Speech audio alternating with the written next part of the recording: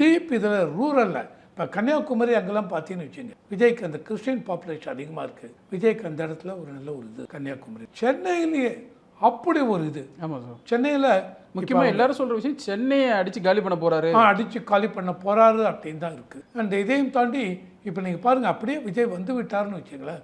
நேற்று வரைக்கும் அவரை சீண்டாத கட்சிகள் எல்லாம் இன்றைக்கி விஜய் இதில் போய் கியூ நிற்கலாம். ஏன்னா அதில் அவங்க போவாங்க. இவங்களுக்கு மேபி இந்த ஒரு கூட்டணியிலேருந்து 2 சீட் கிடச்சிருக்கலாம், 3 சீட். அவங்க சரி இந்த கூட்டணியை உதறி விட்டுவிட்டு 3 பேரும் அப்படியே அந்த கட்சியை அங்கே போய் நிற்கலாம். ஆச்சரியப்படுறதுக்கு இல்லை. ஸோ இந்த சமயத்தில் தான் விஜய், பொதுவாக விஜய்னு சொல்கிறது எந்த ஒரு புதிய கட்சியும் ரொம்ப ஒரு எச்சரிக்கையாக இருக்கணும். இன்றைக்கி இந்த போல் இது வந்து அவ்வளவு கரெக்டாக அமைந்து விட்டது.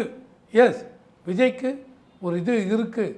விஜய் 120, 125, 118 எடுத்தாச்சுன்னா அவர் ஆட்சி அமைச்சிடலாம். ஓகேவா?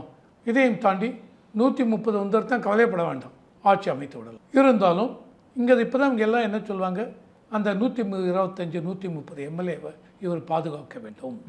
அந்த எம்எல்ஏக்களுக்கு வெளிக்கட்சியிலேருந்து கூப்பிடுவாங்க. ஆனால் அவ்வளோ சீக்கிரம் அவங்க வந்துட முடியாது. ஏன்னா ஒரு 10 பேர் வந்தாலும் அது நடக்காது.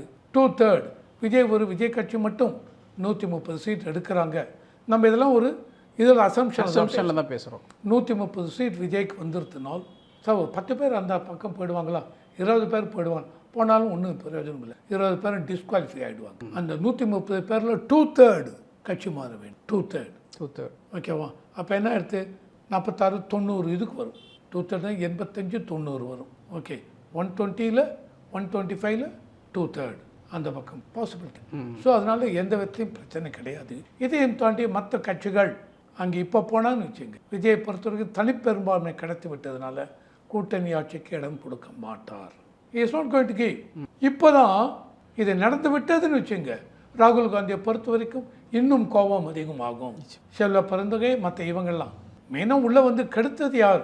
கெடுத்ததுன்னு சொல்ல மாட்டேன், அது ஒரு கட்சியுடைய இது.